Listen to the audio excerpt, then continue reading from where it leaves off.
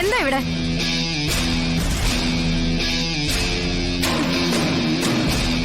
വാ ഇവിടെ. നിന്നോട് ഞാൻ പറഞ്ഞിട്ടുള്ളതല്ലേ എന്റെ കൂടെ കിടക്കാവൂന്ന്? ഞാൻ ഇന്ന് സത്യയുടെ വിഷ്ണുച്ചന്റെയും കൂടെ കിടക്കുന്ന. വേണ്ടെന്നല്ലേ പറഞ്ഞത്?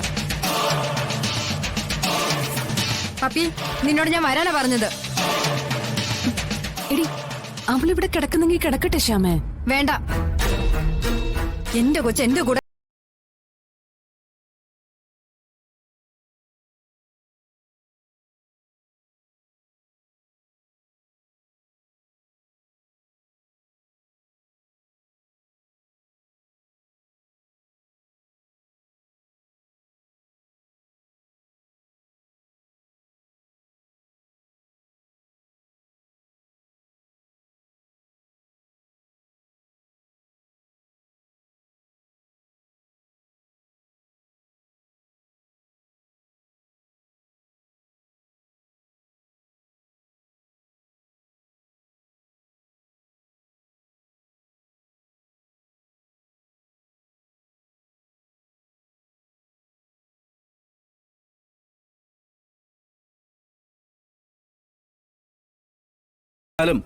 എല്ലാം തുല്യമല്ലേ?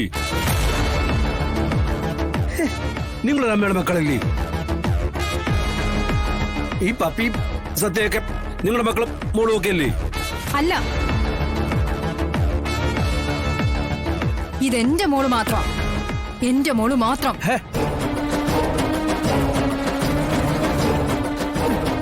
എന്റെയും രോഹിത്തിന്റെയും മോളാ.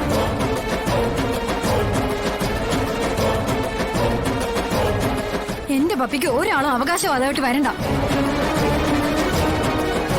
വന്നോ ഞാൻ ചത്തുകളയും. നീ വാ. അമ്മ ഞാൻ ഇവിടെ കിടക്കാം.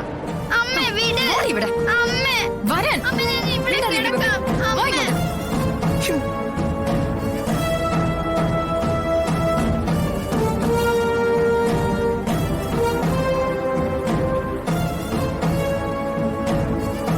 ഭഗവാനെ, ഇവരെന്തൊക്കെയാണ് ഈ ചിന്തിക്കുകയും പ്രവൃത്തിയൊക്കെ ചെയ്യുന്നേ?